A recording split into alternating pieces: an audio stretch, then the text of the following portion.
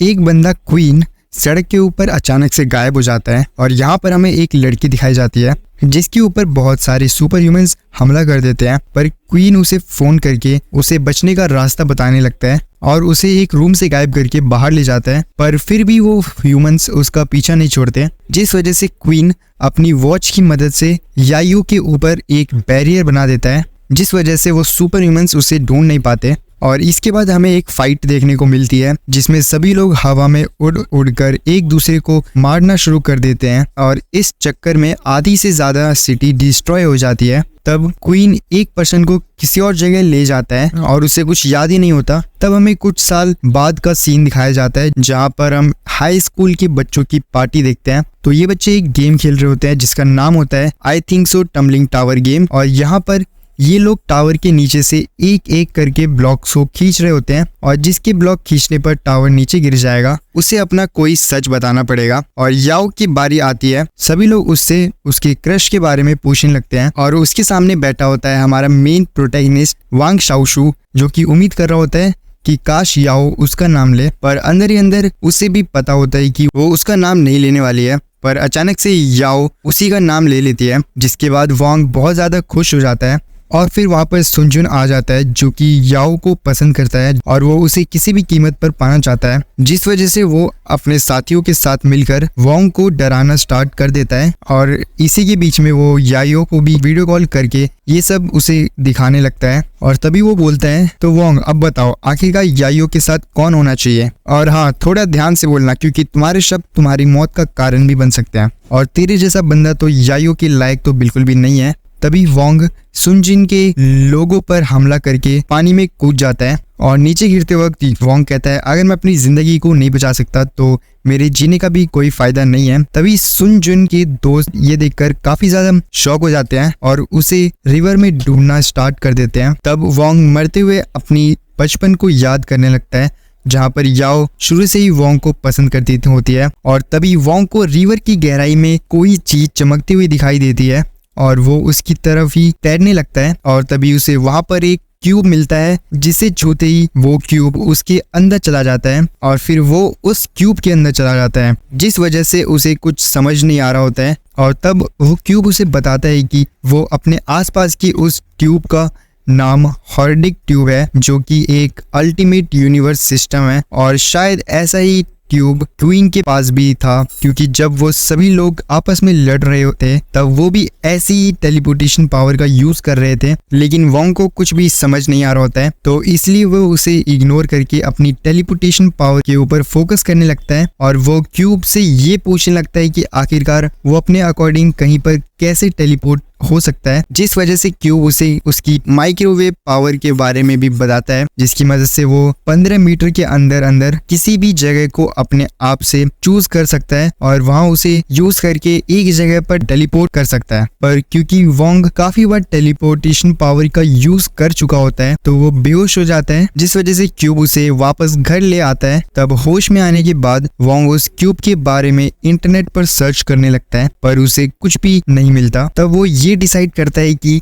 वो इस क्यूब की मदद से याओ को बचाकर रहेगा, जिसके लिए वो क्यूब से और भी ज्यादा ताकतवर होने का रास्ता पूछने लगता है। और क्यूब उसे बताता है कि उसकी दुनिया में काफी सारे जेम स्टोन्स हैं, जिसकी मदद से क्यूब अपनी पावर को अपग्रेड कर सकता है और उसके साथ साथ वॉन्ग की पावर भी अपग्रेड होती जाएगी। और ये सुनकर वॉन्ग ये डिसाइड करता है कि अब वो उन जेम्स को ढूंढ कर रहेगा। और फिर क्यूब उसे बताता है कि उसके गार्डन में एक जेम है, जिसके बाद वो अपने गार्डन में उस जेम को ढूंढने जाता है, जिसे हासिल करके वॉन्ग अपनी पावर को अपग्रेड कर लेता है और उसका क्यूब ऑटोमेटिकली वॉन्ग के स्टैंडर्ड्स को अपग्रेड कर देता है। और क्यूब उसे बार बार दुनिया का किंग बनाने की बात कर रहा होता है, पर वॉन्ग उसकी बातों पर ध्यान नहीं देता है क्योंकि उसे दुनिया का किंग वगैरह नहीं बनना है। फिर अगले दिन वॉन्ग स्कूल चला जाता है, जहाँ पर उसे ढूंढते हुए सुंगजुन और उसके दोस्त भी आ जाते हैं, जिसके बाद वो क्यूब वॉन्ग को बताता है कि वो जितने भी लोग हैं उन सभी की कॉम्बैट पावर सिर्फ 5 है और वॉन्ग की कॉम्बैट पावर इस टाइम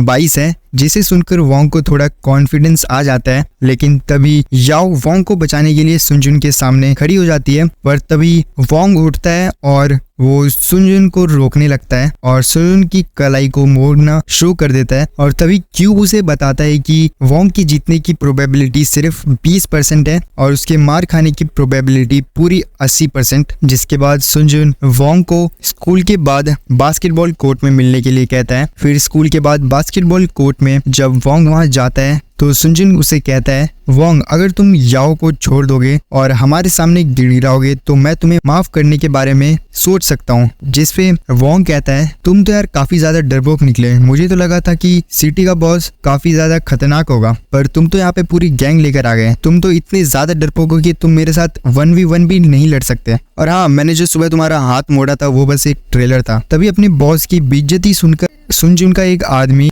वोंग से लड़ने के लिए आगे आ जाता है, पर वोंग उसे काफी ज्यादा समझदारी से हरा देता है और अब उसके जीतने के चांसेस 30% हो जाते हैं। तब सभी लोग मिलकर वोंग पर हमला कर देते हैं और हमें काफी ज्यादा अमेजिंग लड़ाई देखने को मिलती है, जहां पर एनिमीज वोंग पर भारी पड़ रहे होते हैं, पर वोंग अपने दिमाग का यूज करके उन्हें हराने में कामयाब हो जाता है। जिस चक्कर में आखिरी में उसके पास काफी कम एनर्जी बचती है, पर वो फिर भी सुनजुन की तरफ बढ़ने लगता है।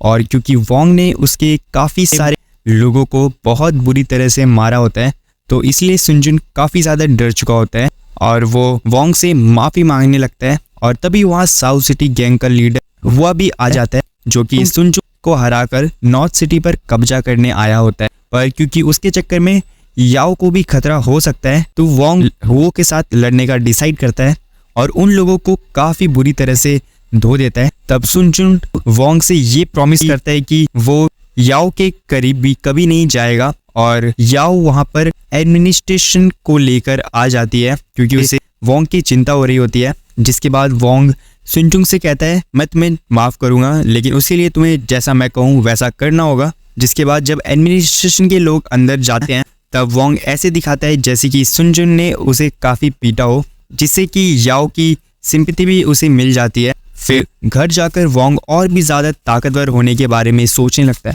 जिस वजह से वो शहर के अंदर जेम्स को ढूंढना स्टार्ट कर देता है। पर वो जेम्स काफ़ी ज़्यादा महंगे होते हैं, तो इसलिए वो ये डिसाइड करता है कि वो माउंटेन्स पर जाकर उन जेम्स की माइनिंग करेगा। तब वो अपने क्यूब की मदद से अपने घर के पास वाले माउंटेन पर एक्सप्लोरेशन करने लगता है, जहाँ पर उसे अंडरग्राउंड गुफा के बारे में पता चलता है और वो उस जगह पर टेलीपोर्ट होकर उस जगह को एक्सप्लोर करने लगता है। पर उसे नहीं पता होता है कि उसका पीछा एक एनाकोंडा कर रहा होता है और वो उसे बार बार खाने की कोशिश कर रहा होता है। पर वोंग का पूरा ध्यान जेम्स के ऊपर होता है, जिस वजह से वो बार बार टेलीपोर्ट होकर इधर उधर घूम रहा होता है और आखिरकार उसे जेम मिल जाता है। पर एक जेम पानी में गिर जाती है, जिसे ढूंढने के लिए वो अपनी माइक्रोवेव वाली पावर का इस्तेमाल करने लगता है और तभी उसे ये फील होता है कि उसके पीछे एक एनाकोंडा है, जिससे डरकर वो पानी में गिर जाता है। तब वो एनाकोंडा उसे पकड़ लेता है और वोंग उससे बचने के लिए क्यूब के अंदर जाने की कोशिश करने लगता है, पर क्यूब उसे बताता है कि वो किसी भी जिंदा चीज को उसके अंदर नहीं लेकर जा सकता, जिस वजह से वोंग को सबसे पहले एनाकोंडा की पकड़ से छूटना होगा। तब वोंग अपने फावड़े की मदद से एनाकोंडा के ऊपर हमला करके अपने आप को छुड़वा लेता है और क्यूब के अंदर चला जाता है, जहाँ पर हम देखते हैं उसके पास टोटल 11 जेम्स होते हैं। तब क्यूब उसे बताता है कि इस दुनिया में टोटल 3 तरह के जेम्स हैं, जो कि है एलिमेंट्री, इंटरमीडिएट और एडवांस। और वोंग ने जिस जेम को इकट्ठा किया होता है वो एलिमेंट्री लेवल का जेम होता है, जिन्हें सिंथेसाइज करके वो उन्हें एडवांस जेम्स में कन्वर्ट कर सकता है। और इस प्रोसेस को पूरा करने के लिए उसे 9 जेम्स की ज़रूरत होती है, क्योंकि वो 9 जेम्स मिलकर 3 इंटरमीडिएट जेम्स बनाएंगे और वो 3 इंटरमीडिएट जेम्स मिलकर एक एडवांस जेम्स बनाएंगे, जिससे कि उसे एक स्पेशल पावर भी मिल सकती है। और उसे पाने के लिए उसे 100 घंटे तक इंतज़ार करना पड़ेगा, जिसके लिए वोंग मान जाता है, क्योंकि उसके पास 9 जेम्स को यूज़ करने के बाद 2 जेम्स अभी भी बचे होते हैं और वो उन्हें यूज़ करके उस एनाकोंडा को हरा सकता है। तब वोंग उन जेम्स को यूज़ करके अपनी पावर को अपग्रेड कर लेता है और उस सांप को हराने में कामयाब हो जाता है। तब वोंग उस आखिरी जेम को भी हासिल कर लेता है और तब अगले दिन वोंग और याओ डेट पर जाते हैं, जहाँ पर वो काफ़ी सारी बातें करते हैं। और वोंग ने जो जेम आखिरी में हासिल किया होता है वो याओ को उसे गिफ्ट कर देता है। तब अगले दिन वोंग फिर से याओ से मिलने के लिए काफ़ी ज़्यादा एक्साइटेड होता है, पर तभी उसे पता चलता है कि याओ किडनैप हो चुकी है। और जैसे ही उसे याओ के घर के पास सुनजुन दिखाई देता है, वैसे ही वह उसे पकड़कर इसके बारे में पूछने लगता है। और वोंग को इतना ज़्यादा गुस्सा आ रहा होता है कि वो जैसे ही दीवार पर मुक्का मारता है, वैसे ही उस दीवार पर क्रैक आ जाते हैं, जिससे कि सुनजुन डर के मारे उसे सब कुछ बताने लगता है। और फिर हमें पता चलता है कि साउथ सिटी गैंग का लीडर वोंग से बदला लेना चाह रहा है, जिस वजह से वो एक पावरफुल फैमिली के लड़के लुओ को इसमें शामिल कर लेता है।